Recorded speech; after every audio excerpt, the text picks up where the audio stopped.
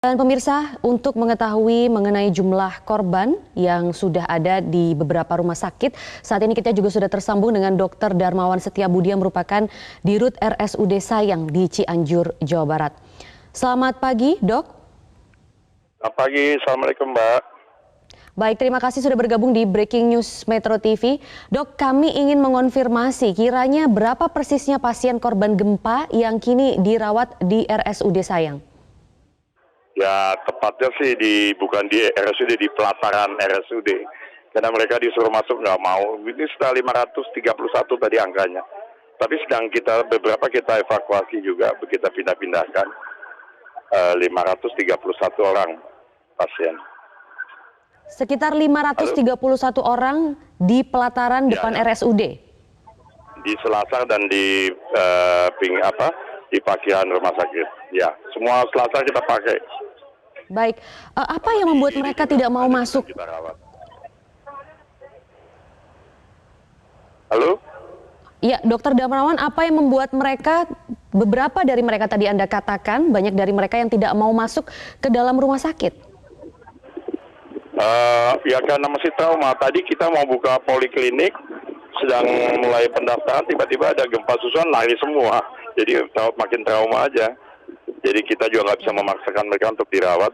Kemungkinan kita akan rawat ke rumah sakit yang di luar Cianjur yang stabil, di Sukabumi atau di Bandung. Itu on proses. Jadi rasa trauma itu masih ada ya, dan begitu besar, apalagi diperparah dengan sejumlah gempa susulan. Kapan terakhir Anda merasakan gempa susulan, Dok? Tadi jam 7.30. Oke. Kemudian sejauh ini apa saja yang mereka keluhkan? Luka seperti apa yang mereka derita, Dokter Darmawan? Kebanyakan luka patah, benturan di kepala, ya luka-luka ringan yang lainnya. Shock terutama ya, shock ini anak-anak terutama juga banyak sekali. Saya kalau belum bisa mengurai jumlah ini dewasa anaknya, karena masih banyak sekali yang kami tangani, dan banyak relawan yang datang dari rumah sakit seluruh Jawa Barat. Untuk jumlah korban meninggal ataupun luka, itu apakah memang mayoritas anak-anak, Dok? Kebanyakan anak-anak, jumlahnya kata udah 252 sekarang. 252, itu jumlah korban luka atau bagaimana? Korban meninggal. Kalau korban luka mungkin udah sampai 1.000 lebih ya. Korban meninggal anak-anak saja 252. Untuk korban luka? Bukan anak-anak, tapi korban yang meninggal itu sebanyak 252 kepala Satgas. Data yang dikumpulkan di Satgas tadi. Baik, kemudian untuk korban luka sejauh ini ada berapa banyak, Dok? Yang kami tangani sangat 531. 531, dan sebagian besar memang terdiri dari anak-anak? Sebagian besar anak-anak. Baik, kemudian adakah penambahan jumlah tenaga medis yang dikerahkan di sana, mengingat ada 531 orang yang harus dirawat? Dari beberapa rumah sakit yang kontak saya, dari Hermina Group, dari Jakarta, dari Bandung. Banyak sekali, Mbak. Apakah memang tenaga medis saat ini sudah cukup memadai, Dok? Alhamdulillah cukup. Dari Polri, dari TNI juga turun semua. Saya nggak ini, mereka bikin tenda terus kita bagi-bagi zona-zona aja, semua bekerja. Dokter Darmawan, apa kiranya? Alhamdulillah so far sih aman, terkendali, tapi masih datang pasien-pasien ini. Yang dari lokasi di Caryo, di Cugenang masih ada korban-korban. Kebanyakan sih sudah meninggal, tapi ada yang beberapa masih bisa kita selamatkan. Dan tapi nggak berani ke dalam gedung. Baik. Ya, intinya mereka memang masih trauma ya, sehingga kebanyakan dari mereka memilih untuk berada di luar ya? Ya. Dok, kemudian apa yang paling dibutuhkan saat ini di rumah sakit di RSUD Sayang terkait para jumlah korban yang sebanyak 531 tadi itu? Bantuan banyak berdatangan, udah kita umumkan apa yang kita butuhkan, oksigen, air bersih, alat-alat medis sudah berdatangan. Saya rasa cukup ya, tapi ya mungkin dukungan psikis juga mesti kita berikan kepada mereka untuk trauma healing. Tapi alhamdulillah semua ada. Cuman ini saya lagi mengkhawatirkan nakes belum pada makan nih. Jadi berarti kalau begitu bisa disimpulkan bahwa tenaga kesehatan atau nakes di sana sebenarnya belum cukup memadai karena mereka tidak bisa beristirahat begitu? Iya, ada yang belum istirahat, tapi juga banyak juga yang baru datang. Ini kita bagi-bagi tugas saja semuanya. Baik. Transportasi yang ke jalur ke puncak kan masih tertutup, jadi harus muter lewat perkebunan Mariwati, Cikundul itu Pak. Itu yang agak terlambat. Tapi ini saya lihat ini sumbangan banyak sekali datang. Baik dari instansi ataupun dari institusi ataupun dari pribadi-pribadi yang nggak mau disebut namanya.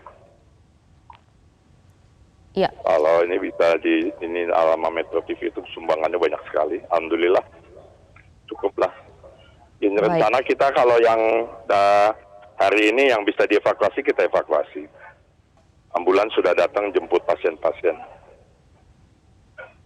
Oke, Dok, adakah penambahan jumlah korban yang misalnya setiap jam terus bertambah gitu di RSUD Sayang sejauh ini, Dok? Bukan tiap jam lagi, tiap menit ini masih berdatangan. Masih berdatangan ya, Dok? Masih berdatangan, Pak. Baik, rata-rata berapa orang yang bisa datang mungkin setiap menitnya?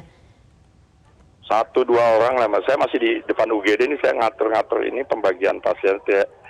Biasanya dipimpin sama saya sama kepala UGD, mana yang bisa kita tangani, mana yang dipindah ke zona, kan dibagi-bagi zonanya itu. Kita bagi-bagi, terus mana yang harus cepat dievakuasi. Alhamdulillah lancar kok, Mbak. Mohon doanya aja. Baik, tentu kami juga akan terus membantu untuk mengabarkan informasi ini agar bisa didengar dan bantuan juga bisa terus tersampaikan begitu. Tapi kami ingin tahu bagaimana dengan fasilitas-fasilitas kesehatan di RSUD Sayang khususnya bagi para korban yang membutuhkan seperti operasi atau tindakan medis lainnya. Ya, kita merujuknya ke Rumah Sakit Sukabumi Dr. Samsudin atau ke RSHS Bandung. Karena jalur ke Jakarta dan sekitar tidak bisa, jadi jalur ini kita pakai Bandung. Dan itu sudah ke Bandung aja udah hampir 60 pasien kita kirim RSHS. Baik. Kemudian tadi Anda katakan berarti ada beberapa rumah sakit rujukan begitu ya yang akan menjadi opsi dari RSUD Sayang ini.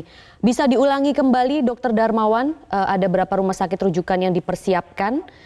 Kemudian apa saja? Yang rumah sakit rujukan kami yang target kami rumah sakit Samsudin Bunut ya, dan rumah sakit Hasan Sadikin. Tapi rumah sakit yang lebih kecil itu kan semua buka pintu. Rumah sakit Bayangkara, rumah sakit Cimahi itu semua menerima pasien karena relatif di situ kan lebih tenang untuk dirawat. Artinya pasien mau dirawat inap dibandingkan di Cianjur gitu. Jadi opsinya 2, butuh penambahan penanganan medis lebih lanjut atau butuh yang yang bisa dirawat di dalam gitu. Kalau di tenda-tenda kan kasihan juga Mbak ya, itu perintah Pak Gubernur semuanya clear and clean katanya. Iya.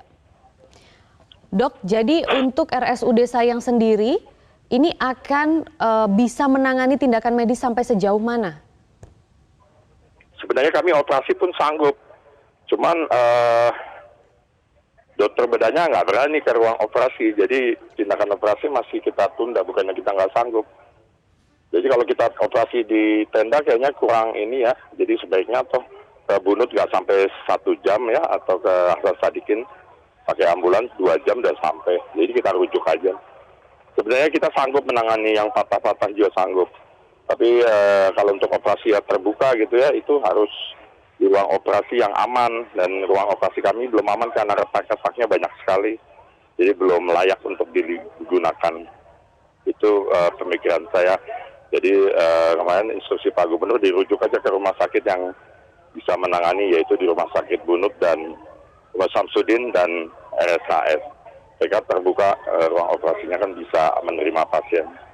Itu dasarnya Mbak.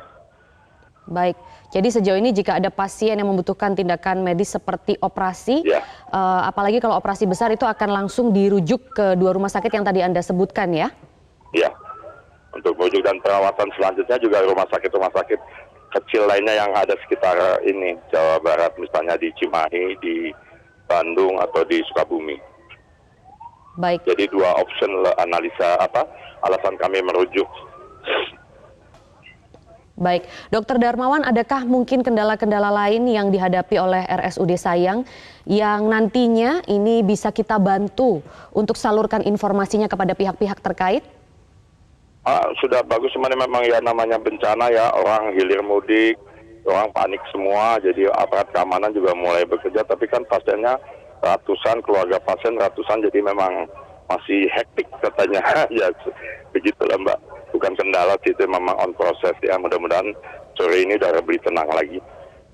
Ini masih nggak sepanik tadi malam panik sekali ya. Baik, tentu saja. Dok, karena tadi beberapa pengungsi juga menyatakan atau mengatakan masih kurangnya misalnya sanitasi ataupun air bersih. Nah, bagaimana dengan sekitar rumah sakit atau RSUD Sayang ini? Ada bantuan dari PDAM, 2 tangki tadi datang. Kalau ini kita nggak berani nyalakan karena listriknya masih mengkhawatirkan. Jadi kalau untuk air minum semua banyak berlimpah ini di sini. Oksigen juga banyak. Ya Pak, aman semuanya, alhamdulillah aman. Baik. Ada atensi langsung dari gubernur, turun tangan langsung. Masih ada di ini, katanya mau kesini lagi lokasi katanya. Sebentar lagi mau meninjau lagi Pak Gubernur dan Pak Bupati Cianjur. Kapolri juga, tadi ada Pak Dudung juga kesini katanya. Jadi bantuan banyak sekali Pak, alhamdulillah agak ringan, walaupun belum selesai. Ya, baik, Dokter Darmawan, mungkin langkah apa ke depannya yang akan dipersiapkan oleh RSUD Sayang untuk menerima lagi para korban yang datang? Tadi Anda katakan setiap menit ya? Mengecek kelayakan layak fungsi gedung rumah sakit, mana yang bisa